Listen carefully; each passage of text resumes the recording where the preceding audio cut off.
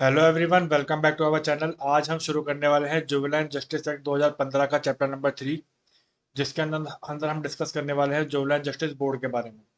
इससे पहले वाली वीडियोस के अंदर हमने डिस्कस किया था चैप्टर नंबर 2 तक, जिसमें हमने डिस्कस किया था सेक्शन 3 तक। और अगर आपने वो हमारी वीडियोस नहीं देखी हैं तो आप प्लेलिस्ट में जाकर देख सकते हैं। आपको वहाँ पर सारी वीडियो इजीली अवेलेबल है। तो शुरू करते हैं हमारा आज का session, chapter number 3 juvenile justice act.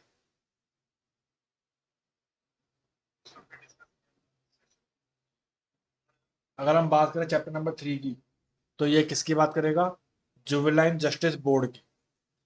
Juvenile justice board क्या होता है, क्या क्या उसकी फंक्शनिंग होगी, कैसे कैसे वो काम करेगा, वो सभी हमें डिस्कस करना है सेक्शन नंबर 4 से लेकर 10 तक।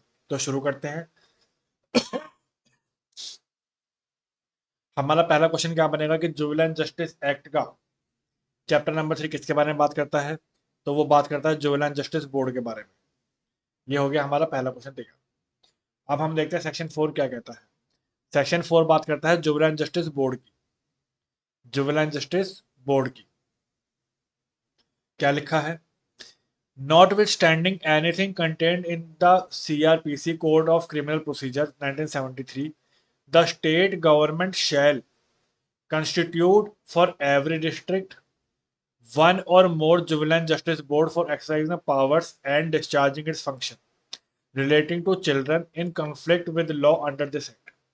मतलब ये कह दिया गया कि सीआरपीसी के प्रोविजन के अनुसार राज्य सरकार क्या करेंगी? यहाँ पर क्या बोला? शैल है, मैंडेटरी प्रोविजन है, मतलब राज्य सरकारों को बनाना ही पड़ेगा। क्या बनाना पड़ेगा? राज्य सरकारों को हर अपनी डिस्ट्रिक्ट के अंदर, हर जिले के अंदर, इन एवरी डिस्ट्रिक्ट क्या करना पड़ेगा?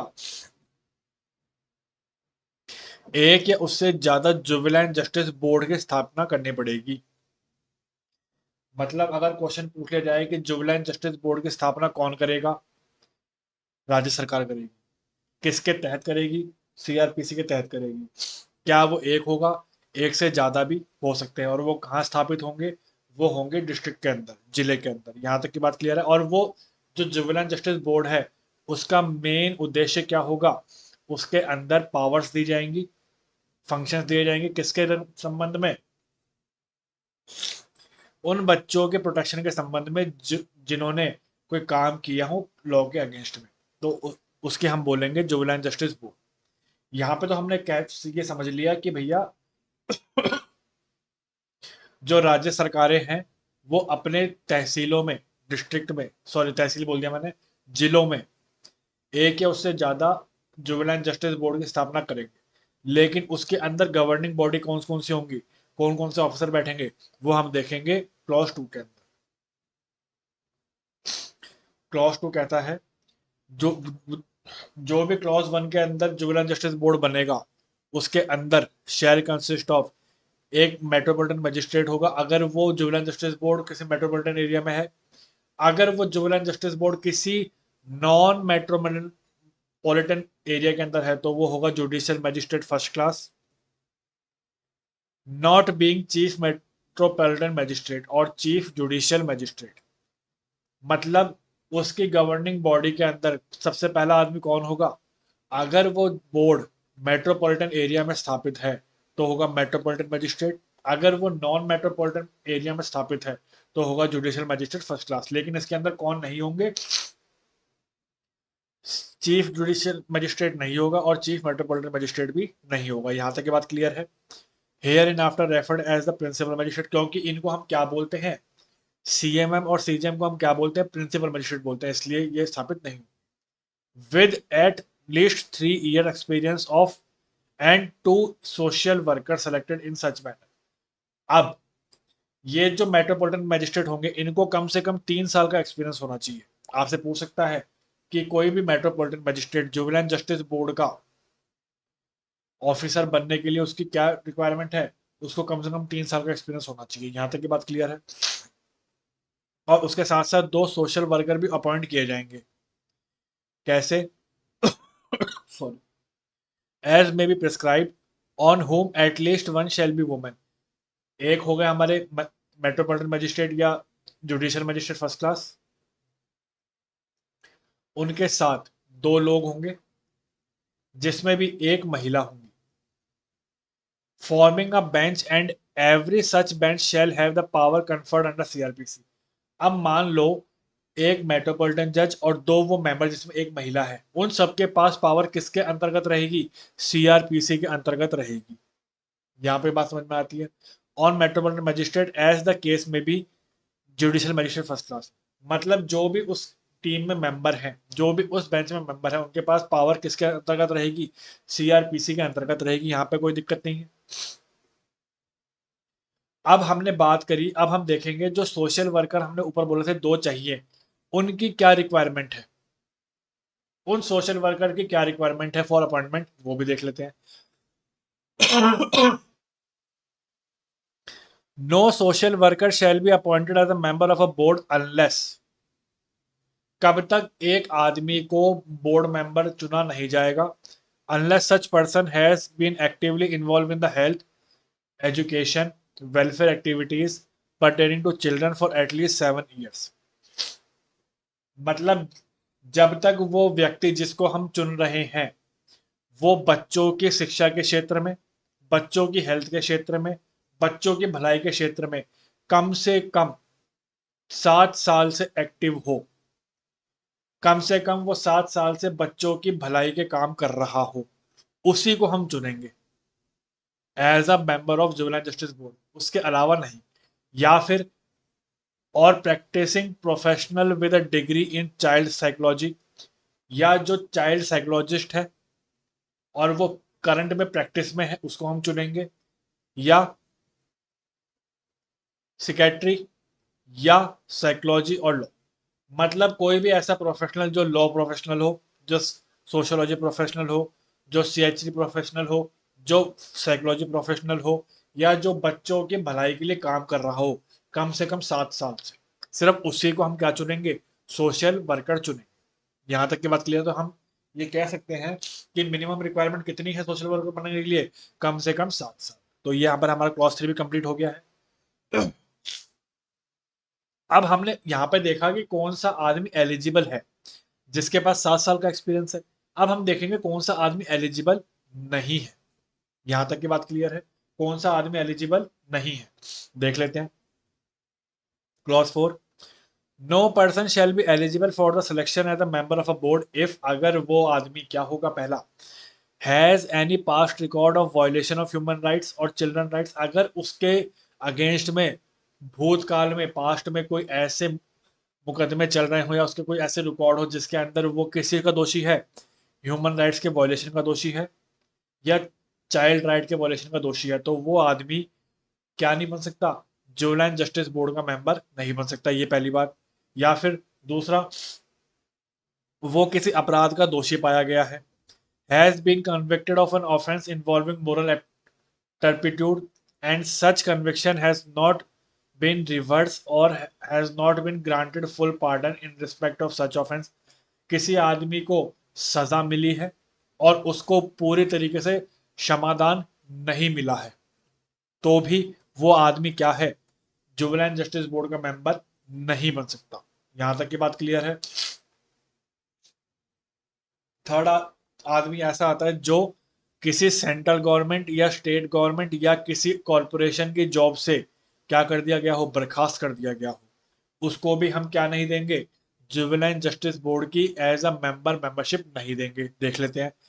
हैज बीन रिमूव्ड और dismiss from the service of किसकी? सेंट्रल गवर्नमेंट, केंद्र सरकार, राज्य सरकार, ये और एन अंडरटेकिंग जो पीएसयूज होते हैं, और कॉरपोरेशन ओन्ड और कंट्रोल बाय सेंट्रल गवर्नमेंट और स्टेट गवर्नमेंट। ऐसी कोई भी संस्थाएं हैं जो कि केंद्र सरकार और राज्य सरकार द्वारा संचालित हैं, उसके अंदर भी अगर मान लो उस आदमी को उसकी जॉब से बर्खास्त कर दिया गया, हटा दिया गया हो, तो वो भी क्या होगा? एलिजिबल नहीं होगा। किसके? बोर्ड मेंबर के तौर पर। यहां तक की बात क्लियर है?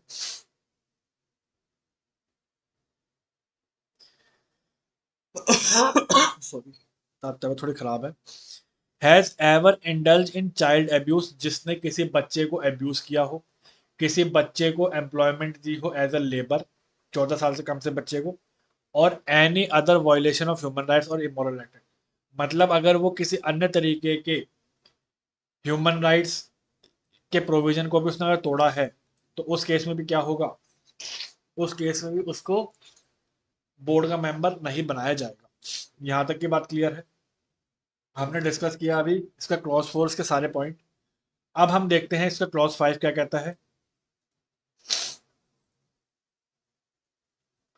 द स्टेट गवर्नमेंट शैल, अब यहां पर किसका दायित्व बनता है, स्टेट गवर्नमेंट का, राज्य सरकार का। State government shell ensure that the induction, training and sensitization of all members including principal magistrate of the board on care, on protection, on rehabilitation or legal provision and justice for children as may be prescribed। अब जो उन बच्चों के care के provision है, जो उन बच्चों के प्रोटेक्शन के प्रोविजन है, रिहेबिलिटेशन के प्रोविजन है, लीगल प्रोविजन है, उनको न्याय दिलाने का प्रोविजन है, उन सब की ट्रेनिंग प्रिंसिपल मैजिस्ट्रेट को भी दी जाए और मेंबर्स को भी दी जाए। इस बात की श्योरिटी कौन करेगा, इस बात का दायित्व किसके ऊपर रहेगा, राज्य सरकार के ऊपर। तो ये बात ध्यान रखना है। अगर इसमें केंद्र सरकार बोलते तो आप कंफ्यूज बिल्कुल मत होना। जिस राज्य का बोर्ड है उस राज्य सरकार की जिम्मेदारी बनेगी, ठीक है। और वो is provided with in a period of 60 days from the date of appointment. जिस दिन प्रिंसिपल मैजिस्ट्रेट को उसके अंदर अपॉइंट कर दिया गया है, मेंबर्स को उस बोर्ड में अपॉइंट कर दिया गया है, उस दिन से लेकर 60 दिन के अंदर अंदर उनको ट्रेनिंग दी जाएगी, किनको, मेंबर्स को और प्रिंसिपल मैजिस्ट्रेट को। तो यहां पर हमें ये दिन याद रखना है, 60 day from the date of appointment. यहां तक की बात क्लियर है। पॉइंट 6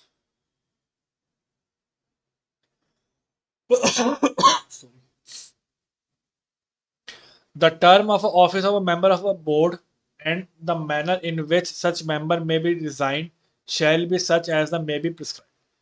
मतलब वो कितने साल तक रहेंगे ये ऐसा कुछ मेंशन नहीं है, लेकिन जो स्टेट प्रिस्क्राइब कर देगी उसके अकॉर्डिंग वो इस्तीफा भी दे सकते हैं और उसके अकॉर्डिंग वो अपने पदभार पर भी रह सकते हैं। तो इसके अंदर हम कहेंगे कि कोई स्पेसिफिक टाइम नहीं है। यहां तक के बाद क्या ध्यान रखना है, जो भी स्टेट के प्रोविजन प्रिस्क्राइब कर रखे उसके अकॉर्डिंग चलेगा। क्या है वो हमें अभी नहीं पता, देखते हैं आगे। Point 7 the appointment of any member of the board except principal magistrate. Principal magistrate को छोड़ करके जो अन्य मेंबर है, जिसमें एक मेंबर महिला भी होती है, उनका appointment may be terminated after holding an inquiry by state government if. Principal magistrate को हम टर्मिनेट नहीं कर सकते, लेकिन जो उसके साथ बोर्ड मेंबर काम कर रहे हैं उनको हम हटा सकते हैं। कब हटा सकते हैं, जब वो member have been found guilty of misuse of power vested under this act. अगर वो अपने अधिकारों का, अपने पावर का दुरुपयोग करता हुआ पाया गया, तब उसको हटा सकते हैं मेंबर को। Fail to attend the proceeding of the board consecutively for 3 months without any valid reason. अगर उन मेंबर्स में से कोई भी मेंबर या दोनों मेंबर लगातार 3 महीने तक किसी प्रोसीडिंग में नहीं आए बिना किसी जेन्युइन रीजन के, तो भी उनको हटाया जा सकता है। या fails to attend less than 3/4 of the sitting in a year, या 1 साल में 3/4 सिटिंग अगर उन्होंने नहीं की है तो भी। मान लो अगर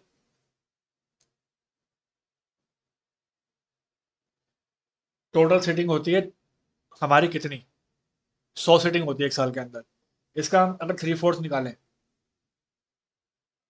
इसका आ गया 25, 75 सीटिंग, 100 सीटिंग में से अगर उसने कम से कम नहीं की तो भी हम उसको हटा सकते हैं। ये बात क्लियर है। Become ineligible under sub section 4 during the term as a member. अगर उसने सब क्लॉज 4 के अंतर्गत कोई वॉलेशन कर दिया है तो भी उसको हम हटाया जा सकता है। यहां तक की बात क्लियर है। अब हम देखते हैं सेक्शन नंबर 5।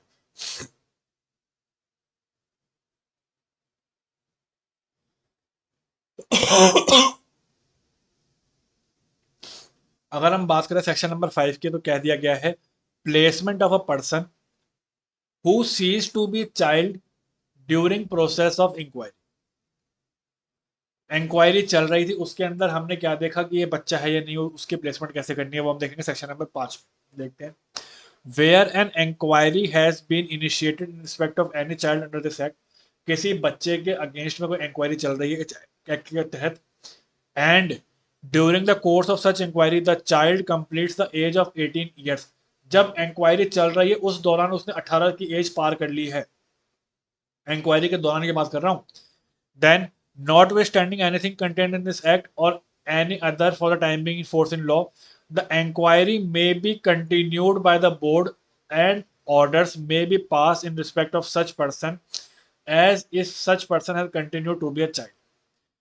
हालांकि इंक्वायरी चल रही है, वो बच्चा 18 पास हो गया है, 18 प्लस हो गया है, लेकिन उसके ऊपर जो फैसला लिया जाएगा बच्चा समझ के उसको उस दौरान बच्चा समझ के ही फैसला लिया जाएगा। अब इंक्वायरी 2 साल चले, 3 साल चले, उसकी जब उसने एक्ट किया था 16 साल का था, इंक्वायरी 3 साल चली, 19 का हो गया, किसकी गलती है? लेकिन उसको उस टाइम भी 16 का माना जाएगा। क्यों? क्योंकि हमने क्या पढ़ा था, जब उसने ऑफेंस किया था उस टाइम पे उसकी एज क्या थी? 16 थी, माइनर था, 18 से कम था, तो हम उसकी वही एज माने। यहां तक की बात क्लियर है? सेक्शन 6,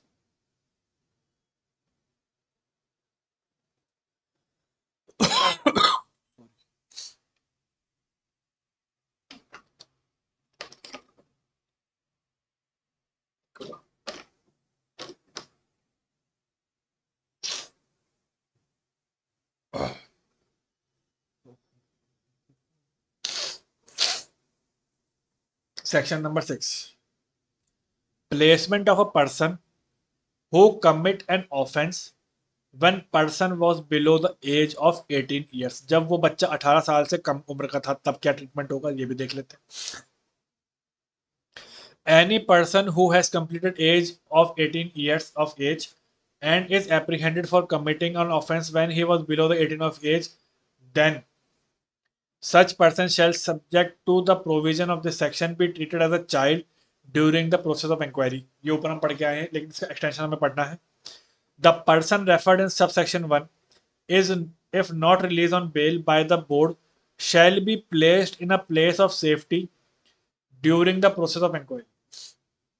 अब मान लो कोई बच्चा है, माइनर है, उसके ऊपर केस चल रहा है लेकिन उसको बेल पे नहीं छोड़ा गया है, तो ड्यूरिंग इंक्वायरी उसको एक सेफ्टी होम में भेजा जाएगा, प्लेस ऑफ सेफ्टी में भेजा जाएगा। कब तक? जब तक वो इंक्वायरी चल रही है तब तक। कहाँ भेजेंगे? प्लेस ऑफ सेफ्टी के अंदर भेजेंगे। तो ये बात आपको ध्यान रखनी है। यहाँ पर शैल है, मैंडेटरी प्रोविजन है। पॉइंट 3,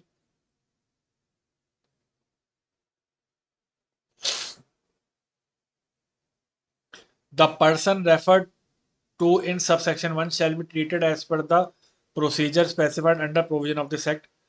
जो इस एक्ट के अंदर प्रोविजन दे रखे उसी के तहत उसके ऊपर कार्रवाई की जाएगी। इसमें भी कोई हार्ड एंड फास्ट रूल नहीं है, सिंपल बात है।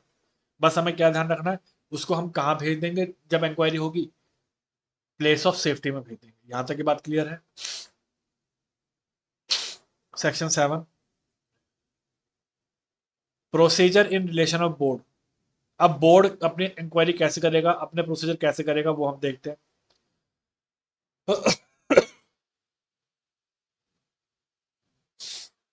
Section 7, the board shall meet at such time and shall observe such rule in regard to the transaction of a business and its meeting as may be prescribed, and shall ensure that all procedure are child friendly and that the venue is not intimidating to the child and does not resemble as a regular।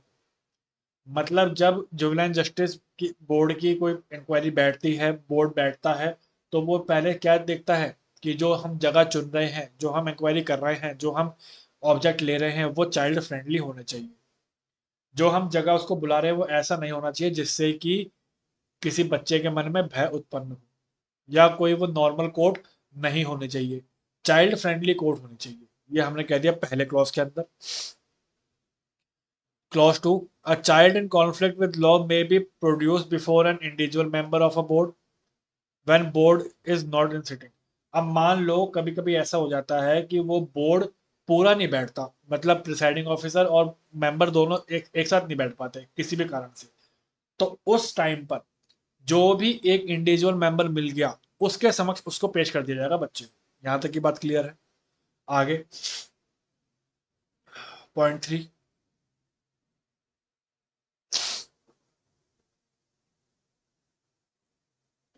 क्या कहता है? The board may act notwithstanding the absence of any member of the board, and no order passed by the board shall be invalid by the reason only absence of any member during the stage of proceeding. अब मान लो कोई member उस दौरान inquiry के दौरान वहां पे मौजूद नहीं था, लेकिन फिर भी ऑर्डर पास कर दिए गए, तो वो ऑर्डर सिर्फ इस बेसिस पर इनवैलिड नहीं होंगे कि उस समय पर सारे मेंबर मौजूद नहीं थे, वो ऑर्डर फिर भी वैलिड माना जाएगा। लेकिन इसके प्रोवाइडेड है, वो भी देख लेते हैं।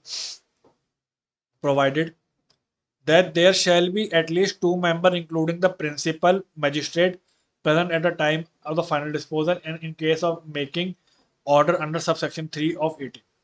मतलब जब वो ऑर्डर पास कर रहा होगा तो उस समय पर मैजिस्ट्रेट तो कम से कम उपस्थित होना चाहिए, और साथ में जो दो मेंबर उनमें से कोई एक मेंबर उपस्थित होना चाहिए। मतलब सारे उपस्थित हों इस बात की जरूरी नहीं है, लेकिन जब फैसला दिया जा रहा हो उस टाइम पर मैजिस्ट्रेट साहब तो होंगे ही होंगे। और जो हमने बात की थी दो मेंबर जिसमें एक महिला होनी चाहिए, उन दोनों में से कोई एक मेंबर होना आवश्यक है, सारे हों ये जरूरी नहीं। ठीक है, और वो ऑर्डर किस सेक्शन के अंदर पास करेगा? सेक्शन 18 क्लॉज 3 के अंदर। और ये क्या होता है हम आगे पढ़ेंगे, आगे देखते हैं। In the event of any difference of opinion among the member of the board, अगर किसी बोर्ड मेंबर के ओपिनियन में कोई डिफरेंस है, इन द इंटरिम और final disposal the opinion of the majority shall prevail. अब मान इसीलिए इसके अंदर तीन लोगों को बिठाया गया, तीन में से दो की ओपिनियन तो एक होगी, और जिसकी एक होगी उसकी हम मान लेंगे, मेजोरिटी मानेंगे। But where there is no such majority the opinion of principal magistrate shall prevail. और मान लो अगर कभी ऐसी स्थिति भी उत्पन्न हो जाए, जैसे कि मैजिस्ट्रेट और खाली एक मेंबर आया तो दो लोग हो गए, अब एक कह रहा है कि सजा देनी चाहिए, एक कह रहा है नहीं देनी चाहिए, तो उस केस के अंदर जो प्रिंसिपल मैजिस्ट्रेट है उनकी ओपिनियन को ऊपर रखा जाए, उनके ओपिनियन को माना जाएगा। यहां तक की बात क्लियर है? आप देखते हैं section number 8।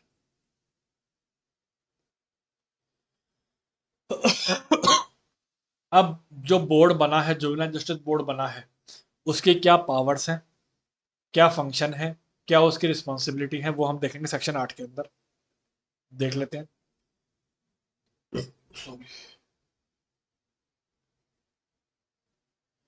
Notwithstanding anything contained in any other law for timing in force, but save as otherwise expressly provided in this act। इस एक्ट के तहत बोला गया है the board constitute for any district shall have the power to deal exclusively with all the proceeding under this act। अगर कोई board किसी district के लिए बनाया गया है, जिले के लिए बनाया गया है, तो उसके पास वो सभी अधिकार होंगे जो इस एक्ट के अंदर दिए गए हैं, कुछ भी नहीं छूटेगा। और वो अधिकार कैसे होंगे? वो अधिकार संबंधित होंगे किसके? Relating to children in conflict with law, जो हम अभी तक पढ़ते हैं, जुवेनाइल के बारे में बात कर रहे हैं। In the area जुडिक्शन of such board, जिस एरिया में वो बोर्ड स्थापित है उस एरिया के सभी पावर दे दिए जाएंगे किसको? बोर्ड को। यहां तक इस बात समझ में आती है? आगे देखते हैं क्लॉज 2।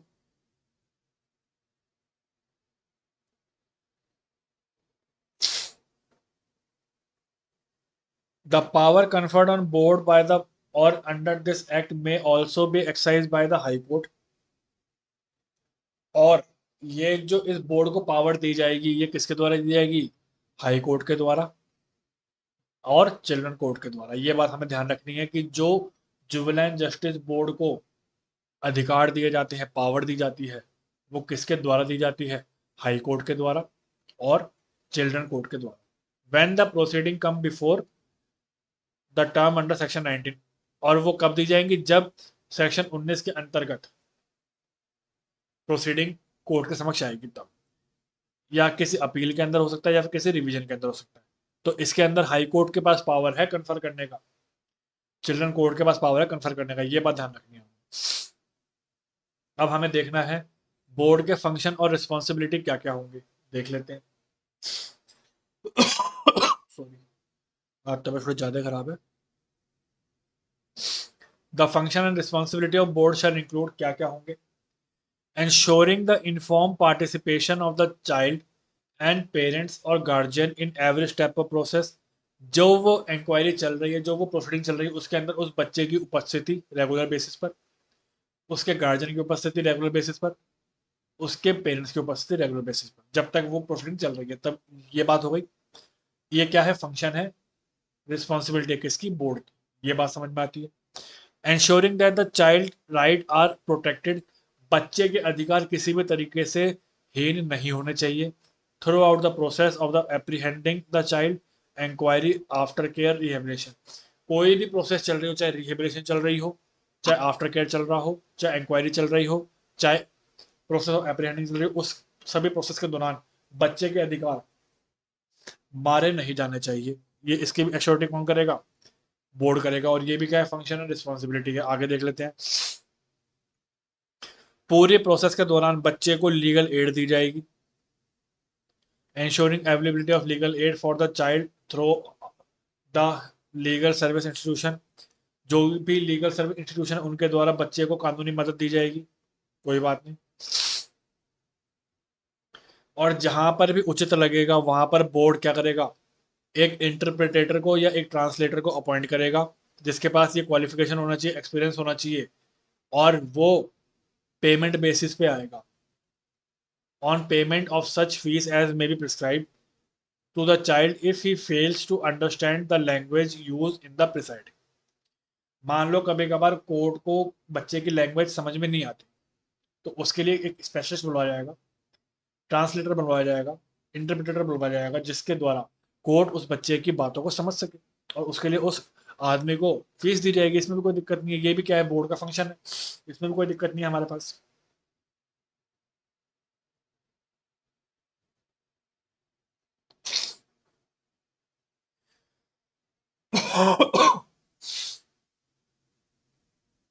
आगे देखते हैं। Directing the probation officer, probation officer को डायरेक्ट करेगा in case of a probation officer is not available to the child welfare officer और अ सोशल वर्कर। अब मान लो बोर्ड ने डायरेक्ट किया किसको, प्रोबेशन ऑफिसर को, कि आप इस बच्चे का ध्यान रखोगे। अब जब वो डायरेक्ट कर रहे थे तब उस टाइम पर प्रोबेशन ऑफिसर मौजूद नहीं थे, तो उस केस में कोई सोशल वर्कर भी आ सकता है, या कोई चाइल्ड वेलफेयर ऑफिसर भी आ सकता है। उसको भी कोर्ट डायरेक्ट कर सकती है। क्या, to undertake a social investigation into a case and submit a social investigation report।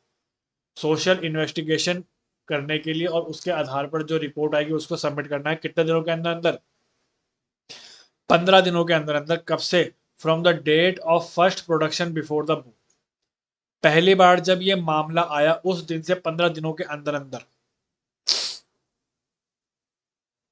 क्या करनी पड़ेगी, रिपोर्ट पेश करनी पड़ेगी। टू एसरटेन द सर्कम, और ये रिपोर्ट किस, क्या दर्शाएगी कि उस टाइम पर सरकमस्टांसेस क्या क्या थे, उस टाइम पर हालात क्या क्या थे।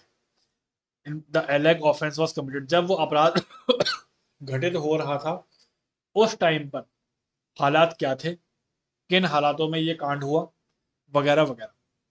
आगे देखते हैं।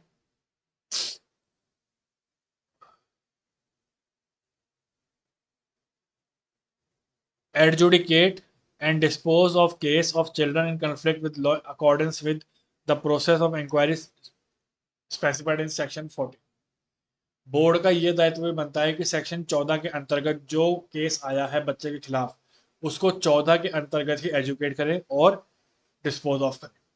सेक्शन 14 क्या होगा वो हम अभी आगे पढ़ेंगे। देखते हैं। Transferring to the committee matter concerning to the child elect to be conflict with law, stated to be in need of care protection and stage, thereby recognizing that child in conflict with law can also be child in need of care simultaneously. There is a need for committee or a board to be both involved। मान लो अगर board को लगता है कि इस बच्चे को special care चाहिए, इस मैटर में प्रोटेक्शन चाहिए, इस मैटर में, तो वो उस बच्चे को मैटर किसी कमेटी को भी ट्रांसफर कर सकती है। इसमें कोई बड़ी बात नहीं है, कर सकती है। आगे देखते हैं।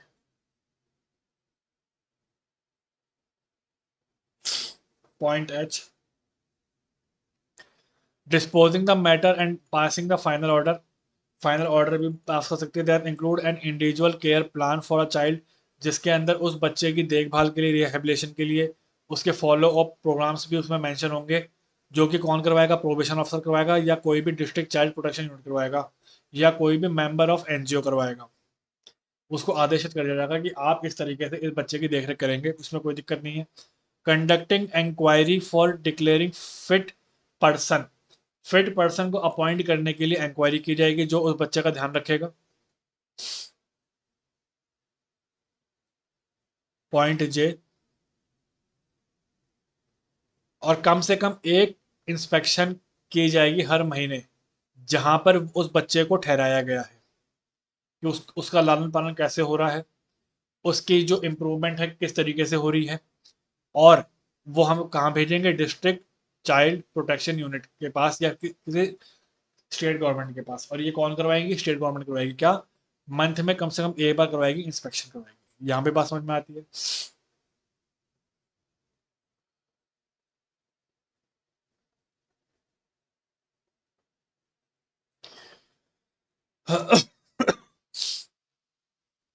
पुलिस ऑफिसर को ऑर्डर देगी कि आप एफआईआर लॉन्च करें किसी भी अपराध की जो कि इस बच्चे के अगेंस्ट में किए गए हैं।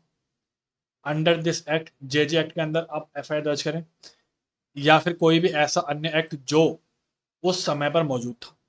एफआईआर दर्ज करने के लिए भी पुलिस को आदेशित किया जा सकता है। ये बात समझ में कौन करेगा, बोर्ड करेगा। आगे, order order the police to registration of FIR for offence committed against the child, जिस बच्चे को केयर की प्रोटेक्शन की जरूरत है, और लिखित में कंप्लेंट करने के आदेश दिए जाएंगे। ये बात समझ में आती है। पॉइंट एम,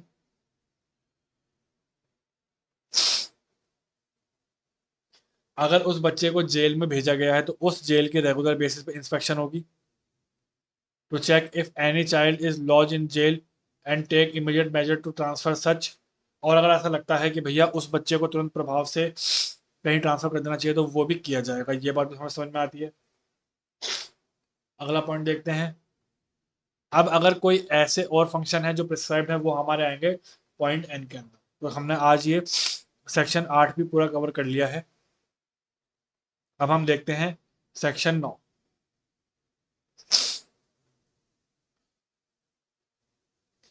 सेक्शन 9 में लिखा हुआ है कि जो मैजिस्ट्रेट साहब हैं वो क्या क्या प्रोसीजर फॉलो करेंगे। Procedure to be followed by the magistrate who has not been empowered under this act. ऐसे मैजिस्ट्रेट जो इस एक्ट के अंदर एम्पावर्ड नहीं है, उनको अधिकार नहीं है, उनका क्या प्रोसीजर होगा देख लेते हैं। When a magistrate who is not empowered to exercise the power under board under this act is of the opinion that the person elect to have been commit the offense and brought before him is a child, अगर उसे लगता है कि वो बच्चा है, he shall without any delay record such opinion and forward the child immediately along with the record of such proceeding to the board। अगर मान लो उस मैजिस्ट्रेट के समक्ष में वो बच्चा मौजूद हो जाता है तो वो जो मैजिस्ट्रेट होगा वो बिना किसी डिले के उस बच्चे के बयान दर्ज करेगा और उसकी रिपोर्ट किसको दे देगा, बच्चे के साथ बोर्ड को दे देगा जहां पर उसका अधिकार क्षेत्र होगा। ये बात समझ में आती है। आगे,